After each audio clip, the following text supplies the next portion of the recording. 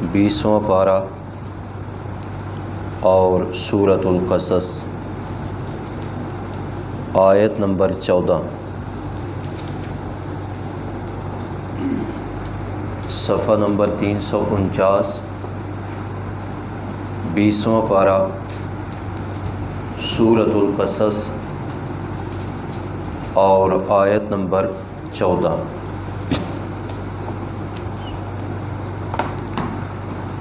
اعوذ باللہ من الشیطان الرجیم، بسم اللہ الرحمن الرحیم۔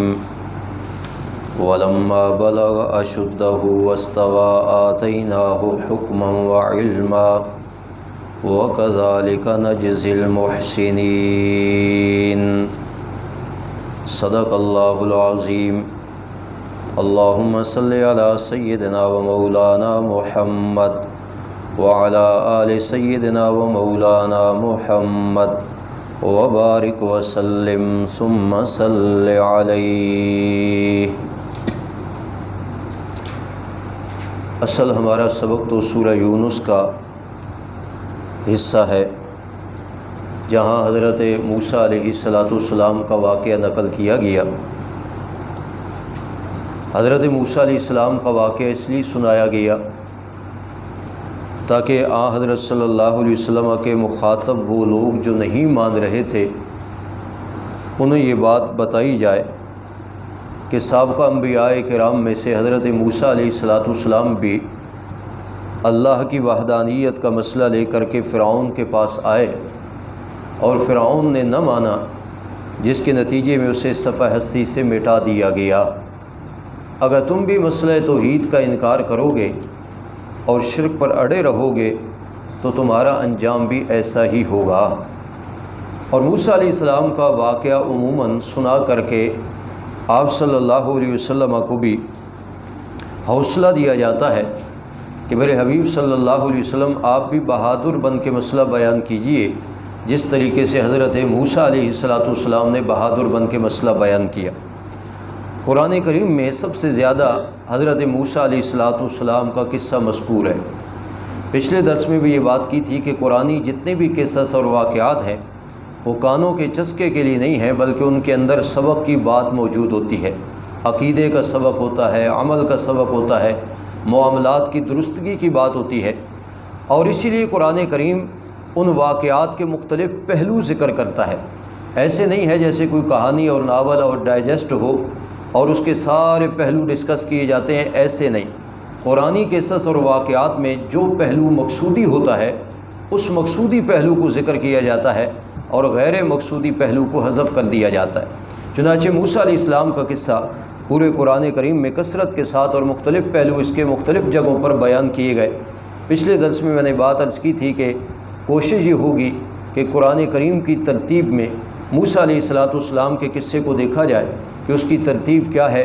حضرت موسیٰ علیہ السلام کے بچپن کا حال پچھلے درس میں گزر چکا کہ حضرت موسیٰ علیہ السلام کی جب پیدائش ہوئی تو فرعون کی طرف سے آرڈر تھا کہ بنی اسرائیل کے ہاں جو بچہ پیدا ہو اسے قتل کر دیا جائے۔ موسیٰ علیہ السلام کی والدہ مغموم تھیں۔ اللہ تعالیٰ فرماتے ہیں ہم نے ان کو تسلی دی، دل میں ان کے بات ڈالی، اور پہلا حکم یہ دیا، فرمایا اپنے بچے موسیٰ کو دودھ پلاتی رہو۔ دوسرا حکم یہ دیا کہ اگر اندیشہ اور خوف بڑھ جائے تو موسیٰ علیہ السلام کو صندوق میں ڈال کر دریا کی موجوں کے حوالے کر دینا۔ اور ساتھ ہی اللہ تعالیٰ نے دو چیزوں سے منع کیا، فرمایا لا تخافی، موسیٰ علیہ السلام کے مستقبل کا اندیشہ بھی نہیں کرنا، ولا تحزنی، اور موسیٰ علیہ السلام کی جدائی سے مغموم اور پریشان بھی نہیں ہونا۔ ساتھ اللہ تعالیٰ نے دو خوشخبریاں سنائیں، فرمایا انا رادوہ الیک، ہم موسیٰ علیہ السلام کو آپ کی طرف واپس لوٹائیں گے۔ اور دوسرا وجاعلوہ من المرسلین، ہم موسیٰ علیہ السلام کو نبوت و رسالت بھی عطا کریں گے۔ چنانچہ پہلا وعدہ مکمل ہوا۔ اللہ تعالیٰ نے بڑے ہی پروٹوکول کے ساتھ حضرت موسیٰ علیہ السلام کو ان کی والدہ ماجدہ کی طرف واپس کیا، اور یوں اللہ تعالیٰ فرماتے ہیں واپس کرنے کی وجہ یہ تھی کئی تقر عینھا، تاکہ وہ اپنے بچے کو دیکھ کر اپنی آنکھوں کو ٹھنڈا کر لے۔ توجہ میری طرف رکھیں جی، قصے کا یہ پس منظر میں نے عرض کیا۔ اب حضرت موسیٰ علیہ السلام کے جوانی کا حال یہاں سے شروع ہو رہا ہے۔ چنانچہ حضرت موسیٰ علیہ السلام کو قتل کرنے کی تدبیریں کی گئی، مگر اللہ رب الجلال نے حضرت موسیٰ علیہ السلام کے بچانے کی تدبیر کی، اور اللہ تعالیٰ نے موسیٰ علیہ السلام کو اسی گھر میں پالا جس گھر سے حضرت موسیٰ علیہ السلام کے قتل کی تدبیریں ہو رہی تھی، جہاں سے حضرت موسیٰ علیہ السلام کے قتل کا آرڈر جاری ہو رہا تھا، اللہ تعالیٰ نے اپنی قدرت بتا دی۔ فرمایا جسے میں بچانا چاہوں، جسے میں محفوظ رکھنا چاہوں، جس کی حفاظت کا میں اللہ بیڑا اٹھا لوں، دنیا کی ساری طاقت بھی جمع ہو جائے، فرمایا اس بندے کو کوئی بھی نقصان نہیں پہنچا سکتا۔ چنانچہ موسیٰ علیہ السلام کی پرورش وہیں ہوئی۔ اب حضرت موسیٰ علیہ السلام جب جوانی کے عالم میں پہنچے اور حضرت کی عمر مبارک 30 سال ہوئی، تو حضرت کا ایک واقعہ اور ایک سانحہ پیش آیا زندگی میں کہ حضرت کے ہاتھوں ایک آدمی کا قتل ہو گیا۔ اسی کی تفصیل یہاں آنے والی ہے، اور حضرت اس کے نتیجے میں یہاں مصر کا یہ شہر چھوڑ کر کے مدین کی طرف ہجرت کر جائیں گے، اور حضرت 10 سال وہاں مدین میں گزاریں گے، اور 10 سال گزارنے کے بعد جب موسیٰ علیہ السلام پھر مصر کی طرف آ رہے ہوں گے تو اللہ تعالیٰ راستے میں حضرت موسیٰ علیہ السلام کو نبوت اور رسالت سے سرفراز فرمائیں گے۔ یہ ابھی نبوت ملنے سے پہلے کا واقعہ ہے، بچپن کا حال پچھلے درس میں گزر چکا، اب یہاں حضرت موسیٰ علیہ السلام کی جوانی کا حال بیان کیا جا رہا ہے۔ اس میں کون سی سبق کی باتیں ہیں، اس کو ہم پڑھتے ہیں۔ یہ آیت نمبر 14 دیکھیے جی۔ وَلَمَّا بَلَغَ أَشُدَّهُ وَاسْتَوَىٰ، اور جب پہنچے موسیٰ علیہ السلام اپنی کڑیل جوانی کو، اشد کہتے ہیں کڑیل جوانی کو۔ مفسرین کرام نے لکھا حضرت کی عمر مبارک تھی 30 سال، واستویٰ، اور حضرت موسیٰ علیہ السلام برابر ہو گئے، یعنی جوانی کے عالم میں پہنچ گئے۔ اللہ فرماتے ہیں آتیناہ حکما وعلما، ہم نے عطا کی موسیٰ علیہ السلام کو حکماً دانشمندی، وعلماً اور علم عطا کیا۔ یہ ابھی نبوت اور رسالت اس سے مراد نہیں، حکماً اور علماً سے مراد، حکماً اور علماً سے مراد ہے دانشمندی اور وہ علم جو اللہ تعالیٰ نبوت سے پہلے انبیاء کرام کو عطا کرتا ہے۔ یہ بات یاد رکھ لیجئے کہ انبیاء کرام نبوت سے پہلے بھی اعلیٰ درجے کے دانشمند اور عقل مند ہوتے ہیں، اور اسی طریقے سے اللہ تعالیٰ جو ان کو علم اور معرفت عطا کرتا ہے نبوت سے پہلے، وہ بھی کمال درجے کی ہوتی ہے۔ یہی وجہ ہے کہ حضرت موسیٰ علیہ السلام کو جو اللہ تعالیٰ نے یہ 2 چیزیں عطا کی، اللہ تعالیٰ نے اس کا احسان جتلایا۔ فرمایا ہم نے حضرت موسیٰ علیہ السلام کو حکماً دانشمندی عطا کی، وعلماً، اور ہم نے ان کو علم و معرفت عطا کی نبوت سے پہلے۔ وَكَذَلِكَ نَجْزِي الْمُحْسِنِينَ، اور یوں ہی ہم بدلہ دیتے ہیں المحسنین، دل سے نیکی کرنے والوں کو۔ فرمایا جو کوئی ہمارے راستے میں آتا ہے نا، اللہ تعالیٰ فرماتے ہیں اخلاص کے ساتھ متوجہ ہوتا ہے، اللہ تعالیٰ فرماتے ہیں ہم یوں ہی اس کو بدلہ عطا کرتے ہیں، سرفرازی اور کامیابی دیتے ہیں، جیسے ہم نے موسیٰ علیہ السلام کو نبوت سے پہلے دانشمندی اور علم عطا کیا۔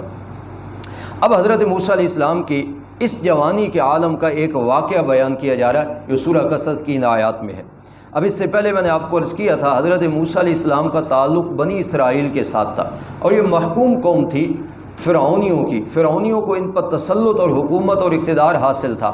اور دوسرا بنی اسرائیل کا نام سبتی، جو بنی اسرائیل کے لوگ تھے ان کو سبت کہتے ہیں، اور بنی اسرائیلی فرد کو سبتی کہا جاتا ہے، اور فرعون کی جو قوم تھی اسے قبط، اور ان کے افراد کو قبطی کہا جاتا تھا۔ یہ میں اس لیے عرض کر رہا ہوں کہ آگے یہ اصطلاح میں نے استعمال کرنی ہے۔ حضرت موسیٰ علیہ السلام کی قوم بنی اسرائیل، دوسرا نام سبت، اور یہاں کے رہنے والے لوگوں کو بنی اسرائیلیوں کو سبتی کہا جاتا، اور فرعون کی جو قوم تھی اس کا نام قبط، اور ان کو قبطی کہا جاتا تھا۔ حضرت موسیٰ علیہ السلام کسی کام سے باہر گئے ہوئے تھے شہر سے، اور حضرت دوپہر کے وقت شہر میں داخل ہوئے تو حضرت نے دیکھا کہ میری برادری کا آدمی سبتی بنی اسرائیلی، اس کے ساتھ ایک قبطی یعنی فرعونی لڑائی کر رہا ہے، جھگڑا ہو رہا ہے۔ مفسرین کرام نے لکھا ہے کسی بات پر جھگڑا تھا، بعض مفسرین نے یہاں تک لکھ دیا کہ چونکہ بنی اسرائیلی محکوم تھے نا، قبطی فرعونی ان سے کام لیتے تھے، تو فرعونی بھی اس کو مجبور کر رہا تھا کہ بھئی یہ لکڑیوں کا گٹھا اٹھا اور فرعون کے کچن میں پہنچا، اور وہ آگے سے بنی اسرائیلی مان نہیں رہا تھا، اسی بات میں الجھاؤ پڑا ہوا تھا، یہاں تک کہ وہ دست و گریباں تھے۔ حضرت موسیٰ علیہ السلام کو آتا دکھائی دیا نا جب سبتی کو، تو اس نے حضرت موسیٰ علیہ السلام کو کہا حضرت آپ میری برادری کے ہیں، آپ میرا تعاون و نصرت کیجیے، یہ مجھ سے الجھا ہوا ہے، مجھ سے جھگڑا کر رہا ہے۔ حضرت موسیٰ علیہ السلام تشریف لائے، حضرت نے چھڑانے کی کوشش کی، اس قبطی کو برا بھلا کہا کہ خواہ مخواہ تو اس کے ساتھ الجھا ہوا ہے۔ ہمارے معاشرے میں بھی یہ نظیر ہوتی ہے، بہت سارے لوگ ہوتے ہیں نا کسی موقع پر لڑائی کر رہے ہوں اور جب بندہ چھڑانے کے لیے آ جائے نا وہ پھر بہت آگے بڑھنے کی کوشش کرتے ہیں. ہو سکتا ہے ان کا پہلے ارادہ ہو کہ چلو یہیں پر گیم ختم ہو جائے، لیکن اگر کوئی چھڑانے والا آدمی آ جائے نا تو پھر وہ بھاگم بھاگ آگے بڑھتے ہیں. چنانچہ اس قبطی نے بھی یہی کردار ادا کیا. حضرت موسیٰ علیہ السلام نے چھڑانے کی کوشش کی، وہ اور آگے بڑھتا یہاں تک کہ فوقذہ موسیٰ فقضیٰ علیہ، حضرت نے چھڑاتے ایک مکہ رسید کیا جس کے نتیجے میں وہ قبطی مر گیا. حضرت موسیٰ علیہ السلام نے دیکھا بھائی میں نے تو چھڑانے کی نیت سے اور قتل کی نیت اور ارادے سے ایسا نہیں کیا، مگر میرے ہاتھوں تو یہ مر گیا ہے. حضرت موسیٰ علیہ السلام وہاں سے چلے گئے. وہ سبطی جو تھا نا حضرت کا اپنا قومی، وہ اس واقعے کا مشاہدہ کرنے والا تھا، وہ شاہد تھا، گواہ تھا کہ اس کے سامنے یہ واقعہ پیش آیا. اب حضرت موسیٰ علیہ السلام اپنے گھر میں ہے، لیکن حضرت کو خدشہ اسی بات کا ہے کہ پتہ نہیں اس قتل کے بارے میں کیا تفتیش ہوتی ہے اور کیا بنتا ہے. چنانچہ دوسرے دن حضرت پھر کسی کام دھندے سے باہر نکلے اور حضرت دوپہر کے وقت پھر آ رہے تھے تو حضرت کا وہی قومی سبطی بنی اسرائیلی ایک اور قبطی کے ساتھ الجھا ہوا ہے. اور پھر حضرت کو آتا دیکھ کر کے نا اس نے مدد کے لیے پکارا، حضرت میرا تعاون کیجیے، یہ قبطی مجھے مار رہا ہے. حضرت موسیٰ علیہ السلام کو غصہ آیا. حضرت نے فرمایا کل بھی اس میرے قومی سبطی بنی اسرائیلی نے مجھے پکارا، مجھے بلایا، میں نے اس کا نصرت اور تعاون کیا جس کے نتیجے میں ایک قبطی میرے ہاتھوں قتل ہو گیا. آج پھر یہ الجھا ہوا ہے. حضرت نے اس کو تنبیہ کی اور فرمایا انک لغوی مبین، لگتا ہے یہ تیری پرانی عادت ہے، ہر آدمی کے ساتھ تیرا جھگڑا کرنا عادت بنا ہوا ہے. حضرت نے اس کو تنبیہ کی اور پھر حضرت تنبیہ کرنے کے بعد جو ہی آگے بڑھے نا اس قبطی کو الگ کرنے کے لیے تو وہ بنی اسرائیلی سبطی جو تھا وہ ڈر گیا اور اس نے کل کا منظر دیکھا ہوا تھا کہ حضرت موسیٰ علیہ السلام کا ایک مکہ پڑا اور اس کے نتیجے میں قبطی جو ہے وہ مر گیا.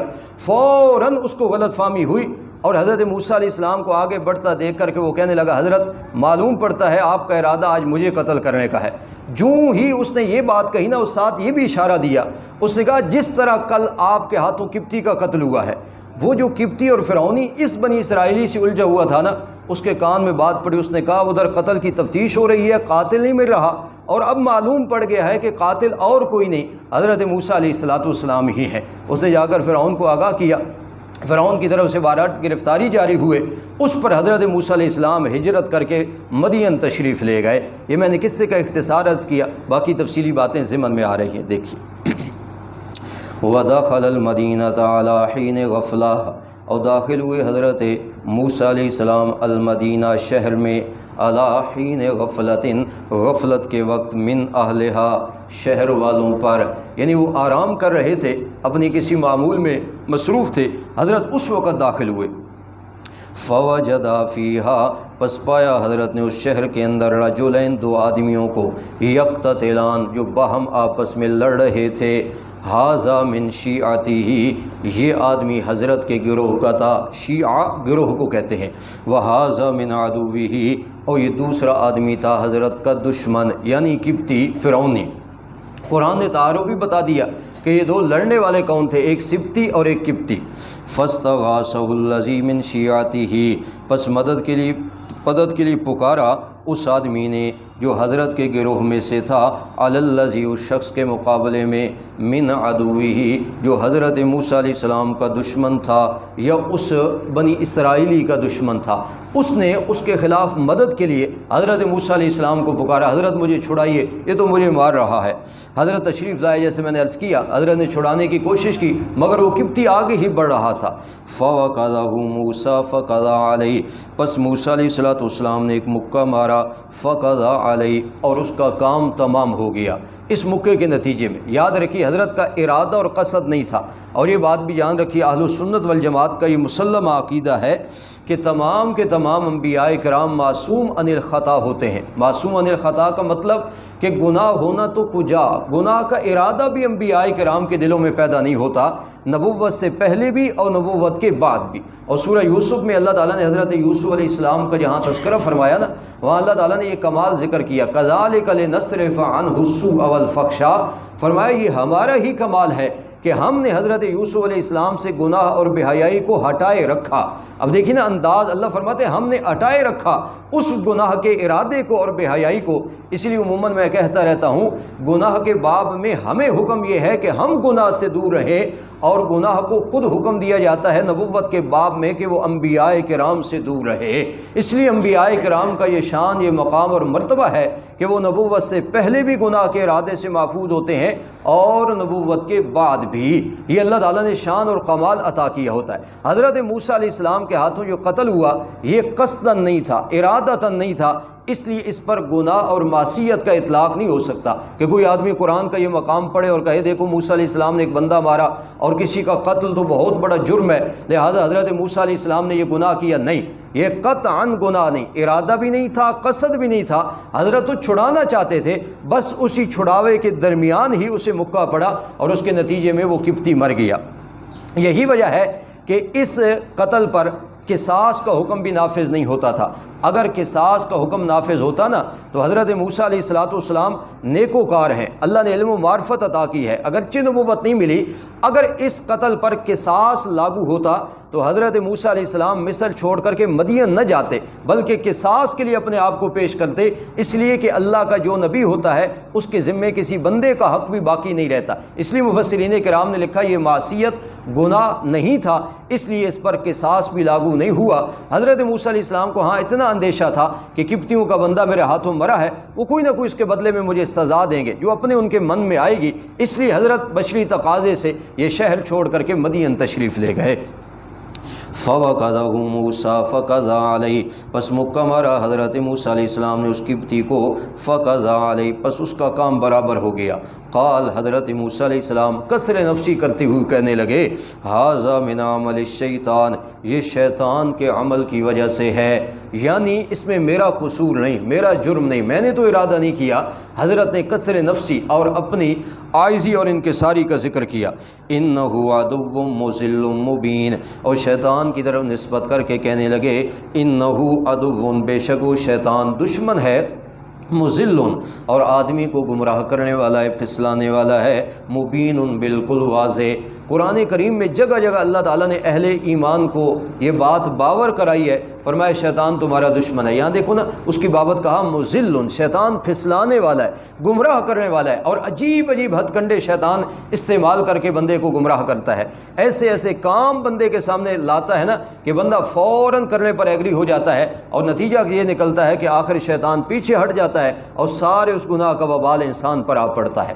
سورہ حشر کے آخر میں اللہ تعالیٰ نے یہی بات ذکر فرمائی، فرمایا شیطان انسان سے جب گناہ کرواتا ہے نا، اور اس گناہ کی پاداش میں جب بندہ کوئی سزا بھگتنے پر آتا ہے نا، اور پھر شیطان مختلف شکلوں میں اس کے سامنے آتا ہے اور بندہ کہتا ہے میری مدد کر، میں نے تو تیرے کہنے پر یہ سب کچھ کیا، شیطان پھر اس کو کہتا ہے میاں اللہ کے ساتھ کفر کر، اس کے نتیجے میں میں تمہیں اس موقع سے بچا لوں گا۔ یہاں تک انسان مصیبت میں پھنسا ہوتا ہے، وہ اس موقع پر شیطان کے کہے میں آ کر کفر اور شرک کا کلمہ بھی کہہ دیتا ہے۔ جب ایسا کہہ چکتا ہے نا بندہ، ایک جرم تو پہلے تھا، دوسرا فرد جرم بھی عائد ہو جاتا ہے، شیطان کہتا ہے انی اخاف اللہ، میاں میں تمہارے کام نہیں آ سکتا، مجھے تو اپنے پروردگار سے ڈر لگتا ہے۔ اللہ تعالیٰ فرماتے ہیں یوں شیطان دھوکہ دے کر کے پیچھے ہٹ جاتا ہے۔ بار بار اللہ تعالیٰ نے قرآن کریم میں یہ بات باور کرائی ہے، فرمایا شیطان تمہارا کھلم کھلا دشمن ہے۔ اس مقام پہ فرمایا دشمن ہی نہیں، مضل، تمہیں پھسلانے والا بھی ہے، اور بڑے واضح طریقے سے تمہارے سامنے آ کر کے ایسے کرتب دکھائے گا کہ تم ان کاموں میں مبتلا ہو جاؤ گے۔ اس لیے ضرورت اس امر کی ہے کہ انسان شیطان جیسے دشمن سے بچنے کے لیے اپنے آپ کو اپنے پروردگار کی پناہ میں دیتا رہے۔ تو حضرت نے فرمایا یہ شیطان کی طرف سے ہے، انہ عدو مضل مبین، اور بے شک وہ شیطان عدو دشمن ہے، مضل گمراہ کرنے والا ہے، مبین بالکل واضح۔ اب حضرت نے اس کے باوجود کہ یہ گناہ نہیں تھا، معصیت نہیں تھی، حضرت نے اپنے رب کے حضور پھر بھی معافی نامہ پیش کیا۔ قال، حضرت موسیٰ علیہ السلام کہنے لگے رب اے میرے پروردگار، انی ظلمت نفسی، بے شک ظلم کیا ہے میں نے اپنے آپ پر۔ ظلم یہ تو عربی کا لفظ ہے، ظلم کے دو معنی آتے ہیں، ظلم بمعنی کمی، ظلم بمعنی زیادتی۔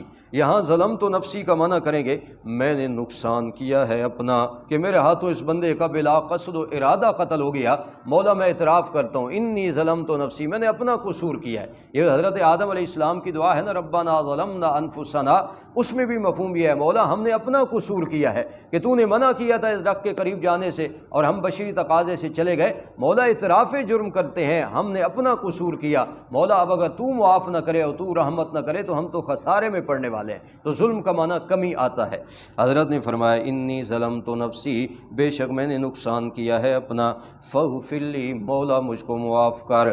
حضرت نے یہ دعا کی، کتنی جامع دعا ہے کہ بشری تقاضے سے انسان سے خطا ہو جائے، گناہ ہو جائے تو انسان ان الفاظ سے اپنے پروردگار کی طرف متوجہ ہو۔ یہ دعا قرآن میں ذکر کر کے اللہ تعالیٰ نے مجھے اور آپ کو بھی اس بات کی طرف متوجہ کر دیا کہ حضرت موسیٰ علیہ السلام نے تو بلا قصد وہ قتل کیا، حضرت پر معصیت کا اور گناہ کا اطلاق بھی نہیں ہوتا، مگر اس سب کچھ کے باوجود حضرت اتنی عاجزی اور انکساری سے کہہ رہے ہیں مولا میں نے اپنا قصور کر ڈالا، اور تم تو جان بوجھ کر کے اپنے پروردگار کے احکام کو توڑتے ہو، جان بوجھ کر کے گناہ اور معصیت کرتے ہو۔ تمہیں تو بطریق اولا اپنا جرم کا اعتراف کرتے ہوئے اپنے رب کے حضور کہنا چاہیے مولا انی ظلمت نفسی، میں نے اپنا قصور کیا ہے، اپنا نقصان کیا ہے، مولا میں دعا گو ہوں، میرا یہ قصور اور میرا یہ جرم معاف فرما۔ کتنے جامع الفاظ ہیں، رب انی ظلمت نفسی، اے میرے پروردگار بے شک نقصان کیا ہے میں نے اپنا، فاغفر لی، مولا مجھ کو معاف فرما۔ حضرت نے دعا کی فغفر لہ، اللہ کریم نے حضرت کو معاف فرما دیا۔ یہ فغفر لہ یہ خبر ہے، اللہ تعالیٰ نے یہ خبر کیسے دی؟ ابھی نبوت تو ملی نہیں، وحی آنا ابھی شروع نہیں ہوئی، نبوت سے پہلے اللہ تعالیٰ انبیاء کے دلوں میں الہام فرماتے ہیں، دل میں بات ڈالتے ہیں۔ یہ جو بات اللہ تعالیٰ نے حضرت موسیٰ علیہ السلام کو بتائی نا کہ آپ نے معافی مانگی سو ہم نے معاف کر دیا، یہ وحی کے ساتھ نہیں، اللہ نے الہام کے ساتھ دل میں بات ڈال کر تشفی کر دی، فرمایا سو ہم نے آپ کو معاف بھی کر دیا۔ فغفر لہ، پس معاف کر دیا اللہ تعالیٰ نے موسیٰ علیہ السلام کو۔ اور اللہ کریم کیوں معاف نہ کرتا؟ انہ هو الغفور الرحیم، اس اللہ کریم کی شان تو یہی ہے، وہ غفور ہے، بہت زیادہ معاف کرنے والا ہے، الرحیم بڑا مہربان ہے۔ غفور کہتے ہیں بہت زیادہ معاف کرنے والے کو، اسی طرح اس کے لیے ایک صیغہ آتا ہے غفار، بہت زیادہ معاف کرنے والا۔ اور جہاں بھی غفور کا ذکر آتا ہے ساتھ اللہ اپنی صفت رحیم بھی ذکر کرتے ہیں، فرمایا معافی بھی دیتا ہوں اور معافی کے ساتھ ساتھ رحمت سے بھی مالا مال کر دیا کرتا ہوں۔ فرمایا میں اللہ تعالیٰ نے معاف اس لیے کیا کہ میں ہوں ہی غفور و رحیم۔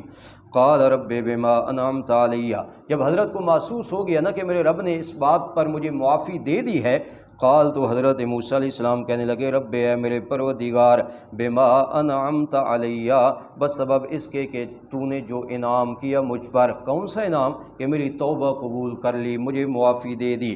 مولا اس انعام اور نعمت کی وجہ سے میں عہد کرتا ہوں فلن اکون ظہیرا للمجرمین، کہ ہرگز نہیں ہوں گا میں معاون اور مددگار للمجرمین، مجرموں کا، کبھی کسی مجرم کی تعاون و نصرت نہیں کروں گا۔ حضرت میرا وعدہ ہے، اپنے رب کے ساتھ حضرت موسیٰ علیہ السلام نے یہ وعدہ کیا۔ اب دیکھیں نا اس سے معلوم کیا ہوا کہ انسان کوئی خطا کرے تو اس خطا پر اعتراف جرم کرتے ہوئے معافی بھی مانگے، اور معافی مانگنے کے بعد آئندہ وہ کام نہ کرنے کا اپنے رب کے ساتھ وعدہ بھی کرے۔ یہ توبہ کی دو کامل شرطیں ہیں، ان شرطوں کے ساتھ اگر انسان توبہ کرے تو انسان کی توبہ کامل ہے۔ ایک تو وہ گناہ، اس پر معافی تلافی، اور دوبارہ نہ کرنے کا اپنے پروردگار کے ساتھ عزم مصمم۔ تو حضرت نے فرمایا مولا اس انعام کی وجہ سے کہ تو نے مجھے اب معاف کر دیا، آئندہ کسی مجرم کا تعاون نہیں کروں گا۔ فَأَصْبَحَ فِي الْمَدِينَةِ خَائِفًا، قتل تو حضرت کے ہاتھوں ہو گیا۔ فَأَصْبَحَ فِي الْمَدِينَةِ، پس ٹھہرے حضرت موسیٰ علیہ السلام شہر میں، خائفاً، اس حال میں کہ حضرت موسیٰ علیہ السلام ڈرنے والے تھے، یترقب، انتظار کرنے والے تھے، اندیشہ تھا بشری تقاضے سے کہ جرم جو ہوا ہے تو پتہ نہیں اس کے بارے میں کیا سزا نافذ ہوتی ہے، اور حضرت انتظار بھی کر رہے تھے کہ کیا معاملہ سامنے آتا ہے۔ یوں ہی حضرت کی رات گزری، فَإِذَا الَّذِي اسْتَنصَرَهُ بِالْأَمْسِ، آئندہ دن حضرت موسیٰ علیہ السلام پھر اپنے کام سے باہر گئے ہوئے تھے، پھر دوپہر کے وقت جب داخل ہوئے نا تو وہی اپنا بنی اسرائیلی دوست پھر ایک قبطی کے ساتھ الجھا ہوا ہے۔ فَإِذَا الَّذِي اسْتَنصَرَهُ بِالْأَمْسِ، پس ناگہاں وہ آدمی حضرت کی قوم کا، اسْتَنصَرَهُ بِالْأَمْسِ، جس نے حضرت سے مدد مانگی تھی نا، بِالْأَمْسِ کل، یستصرخہ، وہ اب بھی حضرت موسیٰ علیہ السلام کو دیکھ کر چیخنے چلانے لگا، کہنے لگا موسیٰ علیہ السلام آئیے مجھے بچائیے۔ حضرت موسیٰ علیہ السلام نے جب یہ دیکھا نا کہ آج پھر یہ کسی قبطی کے ساتھ الجھا ہوا ہے، پھر مجھے مدد کے لیے پکار رہا ہے، قال، تو حضرت موسیٰ علیہ السلام نے کہا، لہو، اپنے اس بنی اسرائیلی سبتی کو کیا کہا، انک لغوی مبین، بے شک تو بہت واضح گمراہ ہے۔ یعنی معلوم پڑتا ہے تیری عادت ہے، کل ایک آدمی کے ساتھ الجھا تھا، مجھے بھی مصیبت میں مبتلا کیا، آج پھر ایک اور قبطی کے ساتھ الجھا ہوا ہے۔ حضرت نے اسے ڈانٹا، ابھی حضرت صرف زبانی ڈانٹ رہے ہیں، پھر حضرت نے ارادہ کیا کہ چلو قومی ہے، حضرت نے کہا میری قوم کا فرد ہے، مدد کے لیے کہہ جو رہا ہے، چلو آج پھر اسے چھڑاتے ہیں۔ حضرت نے ارادہ کیا نا آگے بڑھتے ہوئے کہ میں اسے چھڑاؤں، تو وہ سمجھ گیا کہ کہیں موسیٰ علیہ السلام مجھے تو نہیں قتل کرنے لگے، فوراً اس نے راز آؤٹ کر دیا۔ فلما ان اراد ان یبطشا، پس جب حضرت موسیٰ علیہ السلام نے ارادہ کیا ان یبطشا، پکڑنے کا، بالذی، اس آدمی کو، ہوا عدو لہما، جو ان دونوں کا دشمن تھا۔ حضرت موسیٰ کا بھی دشمن تھا وہ قبطی و فرعونی، اور اس بنی اسرائیلی کا بھی وہ دشمن تھا۔ حضرت تو اسے پکڑنے کا ارادہ کر رہے تھے، اس کو غلط فہمی ہو گئی۔ اب دیکھیں نا غلط فہمی کے نتیجے میں انسان کتنا کچھ اپنا قصور کر بیٹھتا ہے۔ اس نے بھی غلط فہمی میں آ کر حضرت موسیٰ علیہ السلام کا راز آؤٹ کر دیا۔ اور یہیں اسی مقام پر علماء نے لکھا ہے کہ عموماً انسان کو اپنے ہی قریبی لوگوں سے نقصان اٹھانا پڑتا ہے۔ وہ ایک شعر بھی ہے نا کہ غیروں کو کیا پڑی ہے کہ رسوا کریں ہمیں، ان سازشوں میں ہاتھ کسی آشنا کا ہے۔ کوئی اپنا قریبی ہی بندے کو ٹکرتا ہے نا۔ یہ حضرت کا قومی تھا، بنی اسرائیلی، سبتی۔ حضرت نے فقط ارادہ کیا اس کو بچانے کا، اور حضرت بڑھ بھی رہے تھے قبطی اور فرعونی کی طرف، لیکن اس کو غلط فہمی ہوئی، اور غلط فہمی میں آ کر اس نے فوراً راز آؤٹ کیا اور کہنے لگا حضرت ارادہ آج آپ کا مجھ کو قتل کرنے کا ہے، جیسے آپ نے کل ایک آدمی کو قتل کیا تھا۔ اس قبطی کے کان میں آواز پڑی نا، اس نے کہا اچھا ادھر جو تفتیش ہو رہی ہے قاتل نہیں مل رہا، معلوم ہو گیا قاتل تو موسیٰ علیہ السلام ہے۔ اس نے قبطی کو چھوڑا اور جا کر کے فرعون کے دربار میں بتایا۔ اس نے کہا تم جو قاتل ڈھونڈ رہے ہو نا، وہ قاتل کوئی اور نہیں، حضرت موسیٰ علیہ السلام ہے۔ تو دیکھو نا اپنے بندے کے ہاتھوں انسان کا کتنا نقصان ہوا۔ قال یا موسیٰ، تو کہنے لگا وہ حضرت موسیٰ علیہ السلام کو، اے موسیٰ علیہ السلام، تریدو، کیا ارادہ ہے آپ کا، ان تقتلنی، یہ کہ آپ مجھے قتل کریں، کما قتلت نفسا بالامس، جیسا کہ قتل کیا تھا کل آپ نے ایک نفس کو۔ فوراً بری بات کہہ ڈالی، کہنے لگا حضرت لگتا ہے آج میرا نمبر ہے۔ ان ترید الا ان تکون جبارا، اور صرف اتنا نہیں کہا بلکہ موسیٰ علیہ السلام کو ملامت بھی کرنے لگا، کہنے لگا ان ترید الا ان تکون جبارا فی الارض، نہیں ہے ارادہ آپ کا مگر یہ کہ آپ ہویں جبارا فی الارض، سختی کرنے والے زمین میں۔ آپ کے پاس طاقت ہے تو آپ طاقت کا ناجائز استعمال کریں گے، اس کا مطلب تو یہ ہوا کہ آپ اپنی پاور دکھانا چاہتے ہیں۔ دیکھو اپنا ہے، قومی ہے، بنی اسرائیلی ہے حضرت کا، حضرت نے کل اس کی مدد بھی کی تھی، اسی ہی چھڑایا تھا، مگر احسان فراموش کہ فوراً اس نے کہا معلوم پڑتا ہے آپ زمین میں اپنی پاور دکھانا چاہتے ہیں۔ اچھا جس طرح کل ایک بندے کو آپ نے قتل کیا تھا آج مجھے قتل کرنا چاہتے ہیں، یہ ساری بات اس نے کہہ ڈالی۔ وما ترید ان تکون من المصلحین، صرف اتنا نہیں کہا، حضرت موسیٰ علیہ السلام کو کہنے لگا نہیں ہے ارادہ آپ کا یہ کہ ہویں آپ سلو کروانے والوں میں سے۔ یہاں میں مصلحین کا معنی سلو کروانے والا کہہ رہا ہوں کیونکہ جھگڑ رہے تھے نا دونوں۔ کہنے لگا اچھا حضرت آپ کا ارادہ دو بندوں کے درمیان سلو کا نہیں ہوتا، آپ ایک کے قتل کا ارادہ کر کے آتے ہیں، یہ بات تو اچھی نہیں ہے۔ یہ حضرت موسیٰ علیہ السلام کو اپنا ہی ساتھی تنبیہ کرنے لگا، اور ادھر بات جا پہنچی فرعون کے دربار میں۔ فرعون نے وارنٹ گرفتاری جاری کیے، حضرت موسیٰ علیہ السلام کی خیرخواہی کے لیے اللہ تعالیٰ نے وہیں دربار میں ایک بندہ پیدا کر دیا۔ اللہ تعالیٰ اپنے بندوں کو بچانے کے اسباب خود پیدا کرتا ہے۔ اس ایک آدمی نے جو شہر کے کنارے پر رہتا تھا بھاگم بھاگ آیا حضرت موسیٰ علیہ السلام کے پاس اور کہنے لگا حضرت وہاں فرعون کے دربار میں آپ کے قتل کا منصوبہ بن رہا ہے، میں آپ کا خیر خواہ ہوں، میں آپ کو کہتا ہوں یہاں سے نکل جائیے۔ حضرت موسیٰ علیہ السلام نے بھی اس کی بات پر یقین کیا کہ اتنے شہر کے کنارے سے جو بھاگتا ہوا آیا خیر خواہی کا میسج اور پیغام لایا ہوگا۔ حضرت نے اس کی بات سن کر کے مدین کی طرف سفر شروع کر دیا۔ آج معاشرہ اتنا تبدیل ہو چکا ہے نا کہ ہمیں اب قریبی بھائی بھی آ کر نا، اپنا قریبی رشتہ دار بھی آ کر کہے حضرت آپ کے بارے میں ایسا ہونے والا ہے۔ جھوٹ اس معاشرے میں اتنا عام ہو چکا ہے اور لوگ اپنا اعتماد اتنا کھو چکے ہیں کہ ہمیں کسی خبر دینے والے پر اعتماد ہی نہیں ہوتا۔ کوئی آ کر کہے نا حضرت آپ کے بارے میں یہ منصوبہ بن رہا ہے تو ہم پہلے اس پر شک کرتے ہیں اور ہم کہتے ہیں کہ نہیں ہو سکتا ہے یہ ہمیں کوئی نقصان دینا چاہتا ہو، لیکن حضرت موسیٰ علیہ السلام نے اس آدمی کی بات پر اعتماد کیا اور حضرت مدین کی طرف ہجرت کا سفر شروع کر دیا۔ دیکھیں وَجَاءَ رَجُلٌ مِّنْ أَقْصَى الْمَدِينَةِ يَسْعَىٰ، اور آیا ایک آدمی شہر کے کنارے سے یسعیٰ دوڑتا ہوا۔ قرآن میں اللہ تعالیٰ نے 3 ایسے لوگوں کا ذکر کیا ہے جو شہر کے کنارے سے خبر لائے اور انبیاء کرام کی تائید کے لیے آئے۔ اللہ تعالیٰ نے ان کے چلنے کا ذکر قرآن میں کیا، اللہ تعالیٰ نے ان کی اس ادا کا ذکر قرآن میں کیا، اللہ تعالیٰ نے ان کا نام کہیں نہیں لیا، اس لیے کہ اللہ تعالیٰ کو ناموں سے غرض نہیں ہے، اللہ بندے کا کام دیکھتا ہے۔ نام کوئی سا بھی ہو، بندے کا کام کیا ہے، اللہ کی نگاہ کام پر ہوتی ہے۔ اس کا کام کیا تھا؟ وہاں شہر کے کنارے سے دوڑا، حضرت موسیٰ علیہ السلام کی خیرخواہی کا میسج اور پیغام لایا۔ اور سورہ یاسین میں ایک آدمی کا ذکر ہے جسے حبیب نجار کہا جاتا ہے، مفسرین نے اس کا نام نقل کیا۔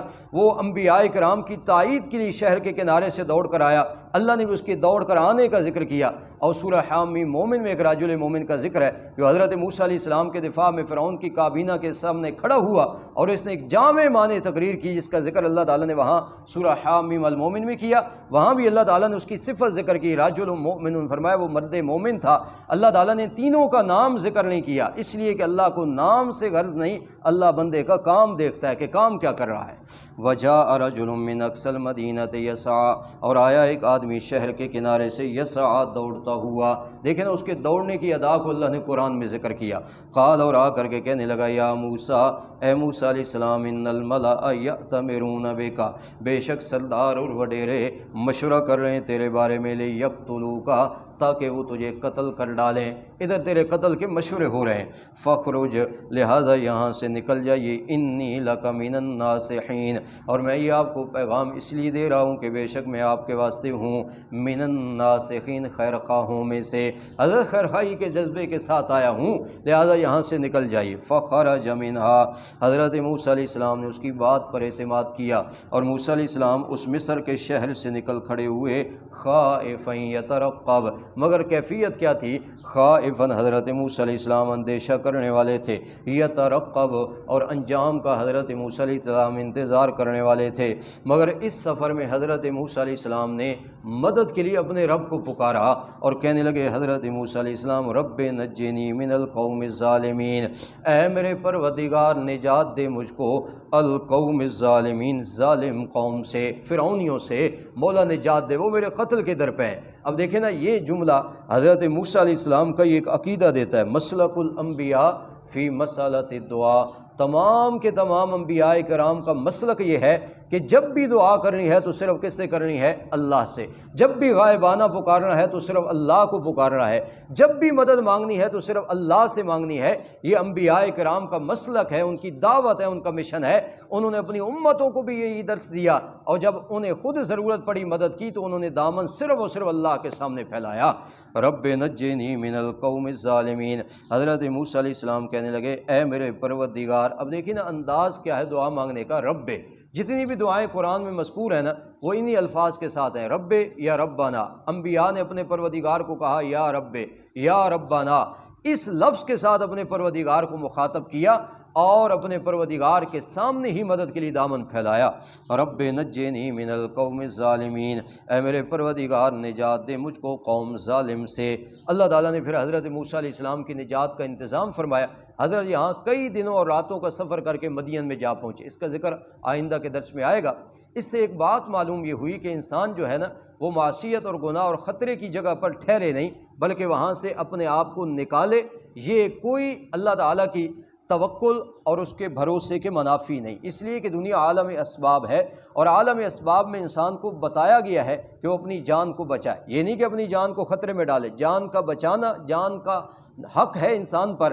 اس لیے عالم اسباب میں اگر کوئی آدمی اپنی جان کے بچاؤ کی تدابیر کرتا ہے نا، وہ شرک نہیں کر رہا۔ یہ عالم اسباب ہے، یہ خداوند تعالیٰ کے اوپر توکل اور بھروسے کے منافی نہیں، بلکہ عالم اسباب میں شریعت ہمیں اس بات کا حکم دیتی ہے کہ انسان حد الوسع تدابیر اختیار کرے اور پھر توکل اور بھروسہ کس پر کرے؟ اللہ پر۔ تو حضرت موسیٰ علیہ السلام نے بھی توکل اور بھروسہ تو اللہ پر کیا، لیکن تدبیر بچاؤ کی کیا کی کہ اس علاقے کو چھوڑا اور مدین کی طرف عازم سفر ہوئے، اور پھر اللہ تعالیٰ نے کس طرح حضرت موسیٰ علیہ السلام کو ظالم قوم سے نجات دی۔ اور اس مرحلے کے بعد پھر حضرت موسیٰ علیہ السلام کی جب واپسی ہوگی تو حضرت کو سفر میں اللہ تعالیٰ نبوت و رسالت سے سرفراز فرمائیں گے، اور پھر اس واقعے کے کئی ایک پہلو انشاءاللہ قرآن کے تناظر میں آپ کے سامنے آئیں گے۔